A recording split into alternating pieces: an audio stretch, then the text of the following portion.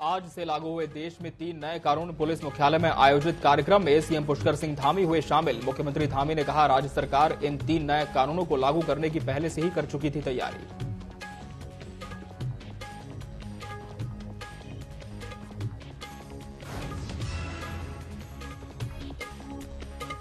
बद्रीनाथ विधानसभा उपचुनाव के लिए कांग्रेस ने झोंकी पूरी ताकत और बद्रीनाथ विधानसभा के हर एक गांव में जाकर कांग्रेस प्रत्याशी लखपत बुटोला के लिए मतदान की अपील की।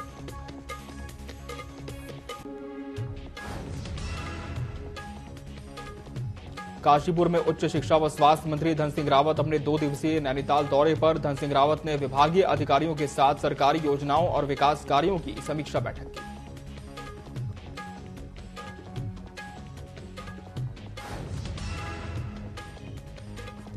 बाईस जुलाई से शुरू होने वाले कांवड़ मेले की तैयारी तेज। पूरा आयोजन एक बड़ी चुनौती। आज शाम 6 बजे कई राज्यों के पुलिस अधिकारियों की महत्वपूर्ण बैठक। आगामी कांवड़ मेले को लेकर बड़ी रणनीति होगी तैयार।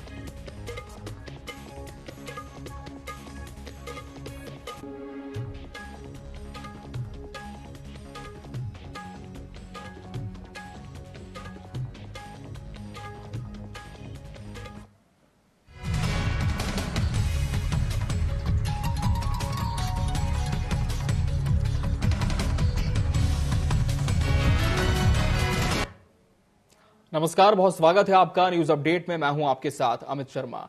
दिल्ली से लौटने के बाद मुख्यमंत्री पुष्कर सिंह धामी एक्शन मोड पर नजर आ रहे हैं। उन्होंने अगले 5 दिनों में 50 से भी ज्यादा विभागों की बैठक का लक्ष्य बनाया है, जिसकी शुरुआत हो चुकी है। इस दौरान सीएम धामी ने देश में तीसरी बार मोदी सरकार बनने की बात कहते हुए कहा कि हम सभी को जनता के लिए दायित्वों का पालन करना है।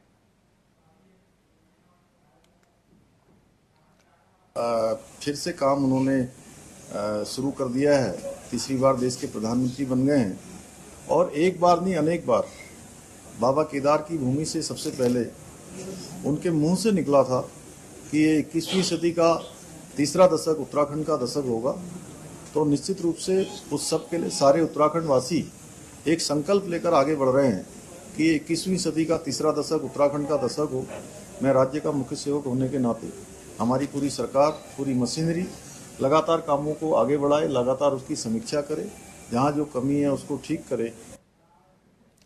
देश में 1 जुलाई यानी आज से 3 नए कानून भारतीय न्याय संहिता, भारतीय नागरिक सुरक्षा संहिता और भारतीय साक्ष्य अधिनियम लागू हो गया है। इसे लेकर उत्तराखंड पुलिस मुख्यालय में कार्यक्रम का आयोजन हुआ, जिसमें मुख्यमंत्री धामी मुख्य अतिथि के रूप में शामिल हुए।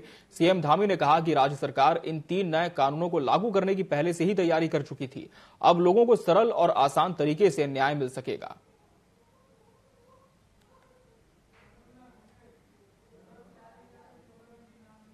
देखिए, ये हमने पहले से संकल्प लिया है कि सरलीकरण आम जनता के लिए करना है। मैंने सभी अधिकारियों से भी कहा है, पुलिस विभाग के अधिकारियों से भी कहा है कि आम जनता को न्याय मिलने में, आम जनता को सुविधा मिलने में, उनकी परेशानियों के हल में किसी भी प्रकार से परेशान न होना पड़े, आसानी से काम हो और राज्य का जो राजस्व है वो बढ़ना चाहिए। तो इस दिशा में हमारा जो जीएसटी कलेक्शन है वो पिछले सालों में लगातार उत्तराखंड के मुख्यमंत्री पुष्कर सिंह धामी के प्रयासों से राज्य के राजस्व सृजन करने वाले विभागों में तेजी से राजस्व वृद्धि के साथ ही राज्य सरकार की सफल कोशिश साफ तौर पर नजर आ रही है। सीएम धामी ने कहा कि राज्य सरकार विभागों में पारदर्शी तरीके से राजस्व वृद्धि करने के साथ एक बेहतर संदेश दे रही है। आपको बता दें कि पिछले साल खनन में सरकार ने 645 करोड़ का राजस्व कमाया था, लेकिन इस वर्ष अब तक पहले ही तिमाही में 270 करोड़ का राजस्व प्राप्त हो चुका है। खनन नीति में सरलीकरण, ई निविदा और ई नीलामी से राजस्व में वृद्धि हुई है।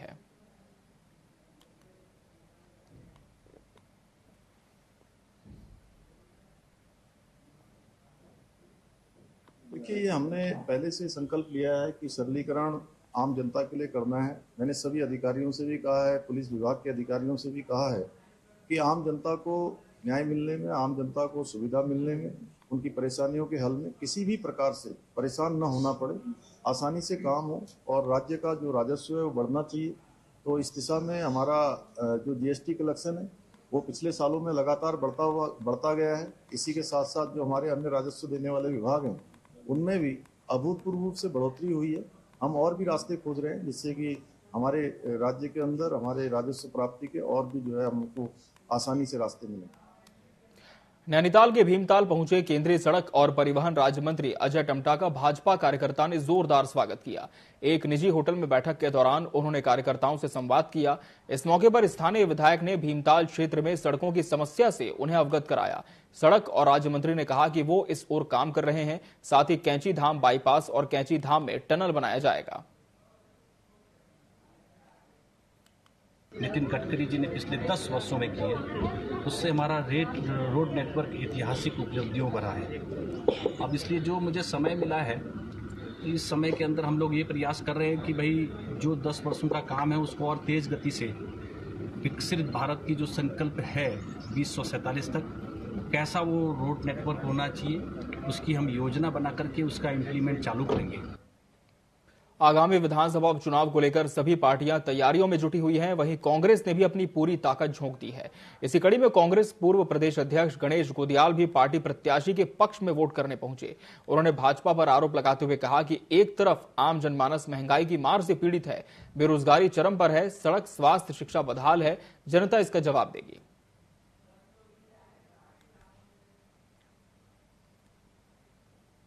चुनाव से पहले हो या चुनाव के बाद हो, कांग्रेस हमेशा जनता के हितों की बात करती है और हमेशा जन सुविधाओं को बढ़ाने की बात करती है, जिससे कि आम लोगों का भला हो सके। हमने हमेशा जन सरोकारों की राजनीति की और जन सरोकारों की राजनीति के चलते ही जब कांग्रेस पार्टी का ये पक्ष राजेंद्र भंडारी जी से सहन नहीं हुआ, तो वो जन सरोकारों की राजनीति को छोड़कर वो अपने सरोकारों की राजनीति में आगे बढ़े।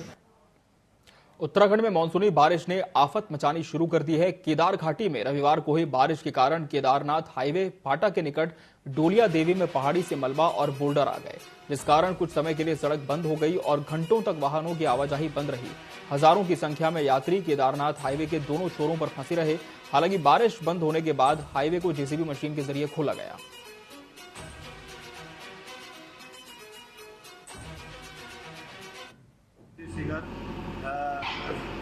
PMJSY, NH और PWD की जो जितनी भी जेसीबियाँ थी सभी को तैनात कर दिया गया है तथा अति संवेदनशील और संवेदनशील और जो चिन्हीकरण है जो कि स्लाइडिंग जोन और सिंकिंग जोन के दायरे में आ रहे थे।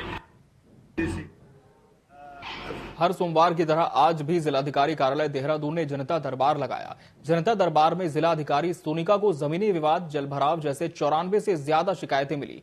जिलाधिकारी सोनिका ने इन सभी शिकायतों का संज्ञान लेकर संबंधित अधिकारियों को कार्रवाई के लिए निर्देशित किया है।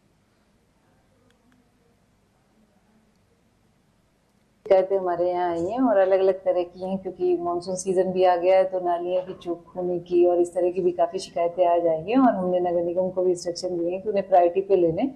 कुछ जगह पे जो लैंड के डिस्प्यूट थे उनसे रिलेटेड शिकायतें आई हैं, बिजली पानी की जो रेगुलर हमारे पास शिकायतें हमारे यहाँ आई हैं और अलग अलग।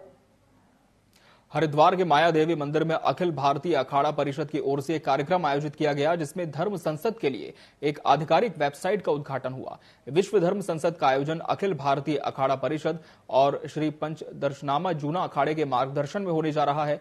इस अवसर पर स्वामी हरिगिरी ने घोषणा की कि दिसंबर 2024 में शिव शक्ति धाम डासना में आयोजित होने वाली विश्व धर्म संसद श्री पंचदशनाम जूना अखाड़े के संरक्षण में होगी। महामंडलेश्वर यति नरसिंहानंद गिरी को आदेश दिया गया है कि वो सनातन के हर साधु से भिक्षा मांगे और धर्म मानवता के लिए लड़ने वाले संतों को एकजुट करें। हमारे महामंडलेश्वर यति नरसिंहानंद जी महाराज, आपने सनातन के लिए आज से नहीं कहीं वर्षों से आपने एक ऐसी तपस्या की है, आपने एक ऐसी फौज तैयार की है जो पूरे हिंदुस्तान में नहीं पूरे विश्व में सनातन का प्रचार प्रसार करेगी। और जितने भी अखाड़े हैं, जितने हम साधु संत हैं, जितना समाज है, सब आपके साथ तन से, मन से और धन से आपका सहयोग करेंगे। मसूरी की बात करेंगे, जहां रविवार देर रात को तेज बारिश से जनजीवन अस्त व्यस्त हो गया। मसूरी में कई जगहों पर सड़क पर भारी मलबा आने से सड़क बाधित हो गई, जिससे लोगों को बड़ी परेशानियों का सामना करना पड़ा। मसूरी देहरादून मार्ग जेबी बैंड के पास सड़क पर भारी मात्रा में मलबा आने से सड़क बंद हो गई, जिससे कई वाहन सड़क पर फंस गए। सुबह के समय पुलिस और उनके अधिकारियों ने सड़क पर आए मलबे को जेसीबी से हटाकर यातायात को सुचारू किया।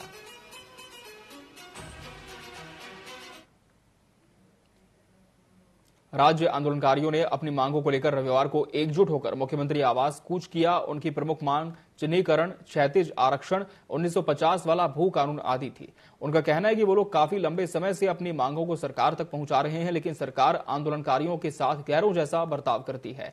अगर सरकार अब भी उनकी मांगों को नहीं मानती तो वो लोग एकजुट होकर आगे की रणनीति बनाने को विवश होंगे।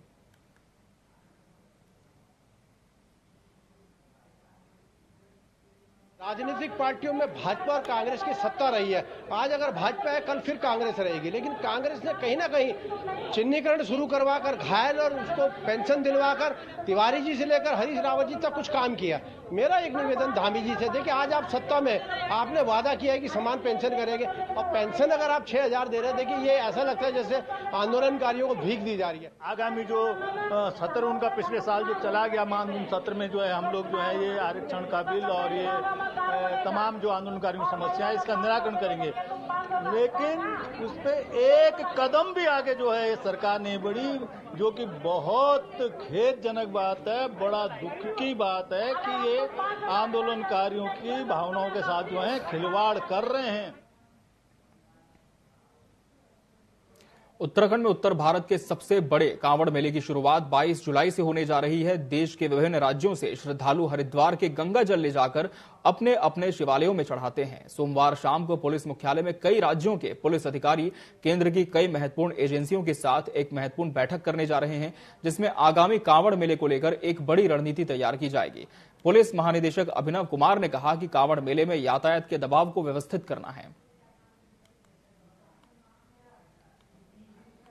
हर साल हमारे लिए, उत्तराखंड पुलिस के लिए चुनौती रहता है।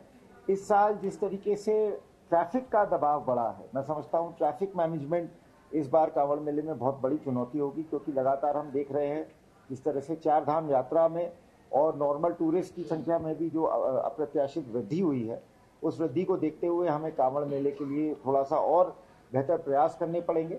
मैं समझता हूँ इसी मतलब अन्य राज्यों के साथ इस बारे में हमारी वैसे भी बातचीत चल रही है, और आज की जो बैठक हम आफ्टरनून में करने जा रहे हैं, उस बैठक के बाद एक साझा रणनीति के तहत हमारी कोशिश रहेगी कि 2024 में जो कांवड़ मेले की व्यवस्था है वो पूर्व के वर्षों की व्यवस्था से और बेहतर कर।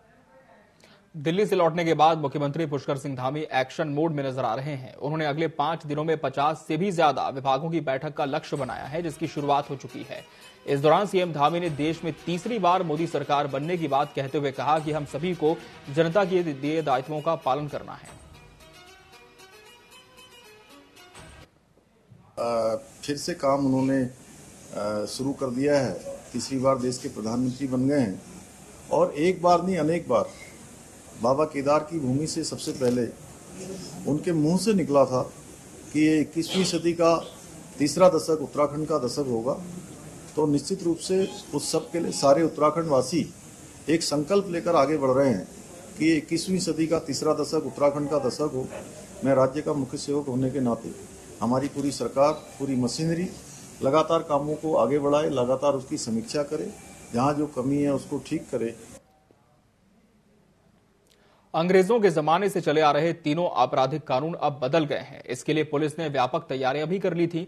संशोधित भारतीय कानून के संबंध में कोतवाली मंगलौर परिसर में एक गोष्ठी का आयोजन मंगलौर कोतवाली प्रभारी निरीक्षक अमरचंद शर्मा की अगुवाई में हुआ, जिसमें क्षेत्र के विभिन्न सामाजिक कार्यकर्ताओं सहित सीएलजी मेंबरों ने हिस्सा लिया।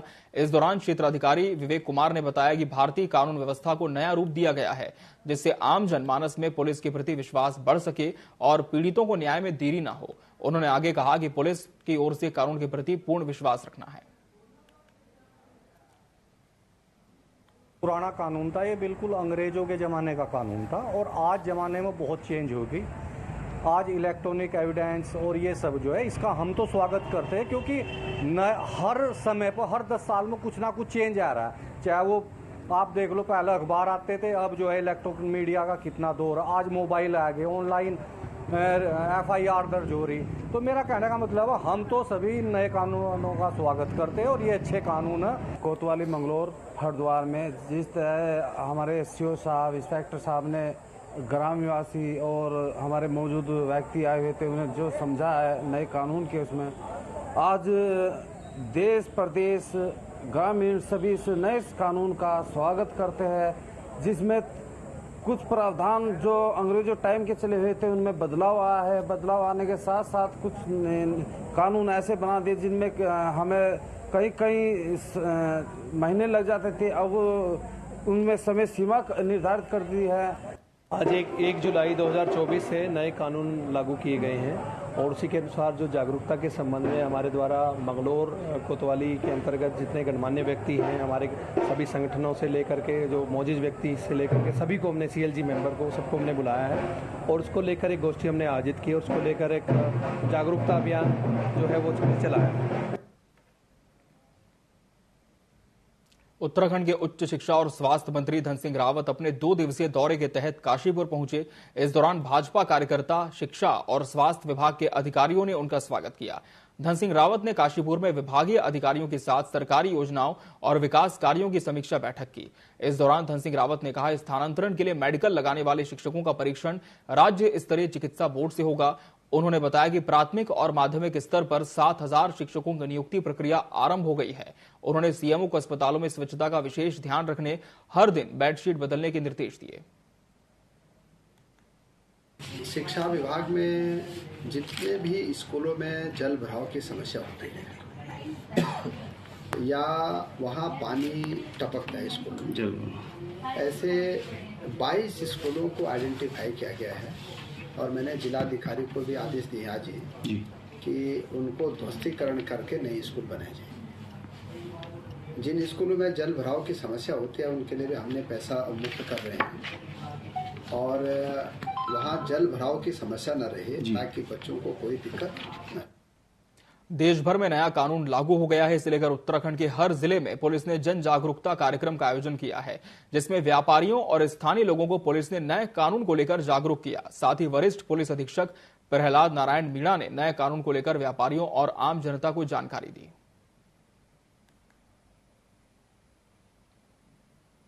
आज 1 जुलाई से पूरे देश भर में जो 3 नए कानून लागू हो रहे हैं, उसके संदर्भ में केंद्र सरकार द्वारा और राज्य सरकार द्वारा जो निर्देश दिए गए थे, उसी क्रम में आज हर थाने क्षेत्र में एक जन जागरूकता अभियान चलाया गया है, जिसमें आम जनता को नए जो कानून है उनके बारे में उनको जागरूक किया गया है, उनको बताया गया है और इसके साथ ही जनता और पुलिस के मध्य एक संवाद आज किया गया है ताकि जो नए कानून है वो जनता के न्याय के लिए केंद्रित हो और जनता को त्वरित एवं निष्पक्ष न्याय जो है वो सुनिश्चित किया जा सके। कुमाऊं में मानसून सीजन ने दस्तक दे दी है। चैनलाइज और सुरक्षा दीवार के काम लगभग पूरे कर लिए गए हैं, लेकिन कुछ जगहों में काम में हो रही देरी पर सिंचाई विभाग के मुख्य अभियंता ने अधिकारियों को जल्द से जल्द काम पूरा करने के निर्देश जारी किए हैं। सिंचाई विभाग के मुख्य अभियंता संजय शुक्ला ने बताया कि करीब 250 करोड़ की लागत से 1 दर्जन से अधिक कार्य योजना पर काम किया गया है, जिसके तहत अधिकतर कामों को पूरा कर लिया गया है। देखिए, नैनीताल जिले में हमारे लगभग 250 करोड़ के कार्य चल रहे हैं, वर्तमान में ऑनगोइंग है, जिनमें बलिया नाला मुख्य है। बलिया नाला में भी हमारा 12% कार्य भी हो गया है और जो हमारा टारगेटेड वर्क है, चूंकि वहाँ पर जो भी कार्य होने हैं भूस्खलन और अति संवेदनशील वर्क हैं, तो उसको कंट्रोल्ड तरीके से किया जाना है, तो उसके अनुसार वहाँ जो प्रगति अपेक्षित है। इसके अलावा हमने वर्षा काल से पूर्व कुछ कार्य ऐसे हैं जिनको समय से पूर्व भी कर लिया है, जिनमें एक अनामिया है जिसमें गाँव को सुविधा मिलेगी, वो कार्य लगभग कंप्लीट है। बाढ़ का कार्य है, लगभग उसकी लागत 4 करोड़ के आसपास है, वो वर्क कंप्लीट हो गया है। इसके अलावा जो चुकम मोहान है, चुकम में हमने एक वर्क है उसको भी कर लिया है, जो आवश्यकता थी उस वर्क को भी लगभग हमने 87% कंप्लीट कर लिया है, जिससे उस गांव को भी सुरक्षा मिल रही है। लद्दाख में T-72 टैंक को श्योक नदी पार करवाते वक्त भारतीय सेना के 5 जवान श्योक नदी का जलस्तर बढ़ने के कारण शहीद हो गए। देश सेवा में शहीद हुए 5 जवानों में एक शहीद DFR भूपेंद्र नेगी उत्तराखंड राज्य के पौड़ी जिले का रहने वाला था, जिसने देशहित में अपने प्राण न्यौछावर कर दिए। भूपेंद्र की शहादत की खबर भूपेंद्र के गांव बिशल्ट पहुंचने के बाद से गांव में शोक की लहर छा गई। पूरा गांव और पौड़ी जिला भूपेंद्र की शहादत से दुख में है। जब फौज में ये दुर्घटना हुई तो पूरे गांव का माहौल बहुत गमगीन है और एक गांव को प्राउड भी है कि हमारे गांव का लड़का शहीद हुआ है देश के लिए। तो मैं पूरे परिवार की तरफ से, गांव की तरफ से सांत्वना उस परिवार की देता हूँ और हमें प्राउड भी है कि हमारे क्षेत्र का, हमारे गांव का लड़का देश के काम आया है। जो हमारे गांव का कल भूपेंद्र सिंह नेगी शहीद हुआ है, बहुत ही होनहार लड़का था। पहले तो देश की क्षति है, फिर गांव का तो है ही है, इसमें क्षति है। वो उसने हाई स्कूल इंटर बिसल से ही करा था, पाबो से करा, जूनियर प्राथमिक शिक्षा बिसल और हाई स्कूल उसने इंटर पाबो से करा था। और उसको 18 साल सर्विस करने हो गए थे फौज में। किस तरह से उनका जीवन काल यहाँ पे बीता था गांव में? किस तरह से मिलनसार हुए थे? बहुत बार गरीब लोग थे, उसके पापा एक छोटी मोटी दुकान चलाते थे और वो बड़ी मुश्किल से फौज में भर्ती हुआ था। तब उनका थोड़ा अच्छा वाला वो चल रहा था, गुजारा चल रहा था। भूपेंद्र नेगी जो थे वो हम साथ ही पढ़े हैं, बचपन से साथ खेले हैं, कूदे हैं। काफी मतलब अच्छा व्यवहार था उसका, खुश मिजाज दिल का आदमी था। पिछले साल आया था घर तो मिला था हमें, बोल रहा था कि अभी प्रमोशन हुआ है तो लद्दाख में ट्रेनिंग चलेगी, वहाँ ड्यूटी कर रहा था। फोन भी आते रहते थे बीच में, काफ़ी वीडियो भी बनाता था, गाने अभी काफ़ी वायरल हो रहा। फेसबुक में भी हम वही चीज़ देख रहे हैं, क्योंकि वो था ही ऐसा आदमी, किसी से कोई दुश्मनी नहीं, कुछ नहीं, खुश मिजाज आदमी था। तो जब हमने ये न्यूज़ सुनी तो हमारे साथ का आदमी, मतलब मेरे साथ बचपन से पला बड़ा, हम साथ ही खेले हैं, तो बहुत। केंद्रीय सड़क परिवहन राज्य मंत्री अजय टम्टा हल्द्वानी पहुंचे, जहां उनका बीजेपी कार्यालय में पार्टी नेताओं ने जोरदार स्वागत किया। इस दौरान उन्होंने कैंची धाम में लगातार लग रहे जाम को लेकर कहा कि कैंची धाम में बाईपास और टनल बनाने की दिशा में भी काम किया जाएगा। साथ ही ज्यूली कोट भवाली से लेकर खैरना और पांडुखाल तक सड़क को जोड़कर मानसखंड प्रोजेक्ट को पूरा करने की बात कही।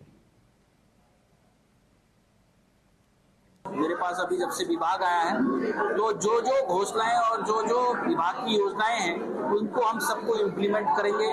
अभी बहुत बड़ी समस्या, मैं अभी खुद ही आया हूँ, कैंची धाम में बहुत बड़ा जाम लगा है, उसमें हम बाईपास और टनल, दो चीजों पर हम काम करने वाले हैं। हमारा नैनीताल और काठगोदाम जो डबल लेन है उसको डबल लेन हम करने वाले हैं बहुत जल्दी। और न्यूज अपडेट में फिलहाल इतना ही। मुझे और मेरी पूरी टीम को दीजिए इजाजत। नमस्कार।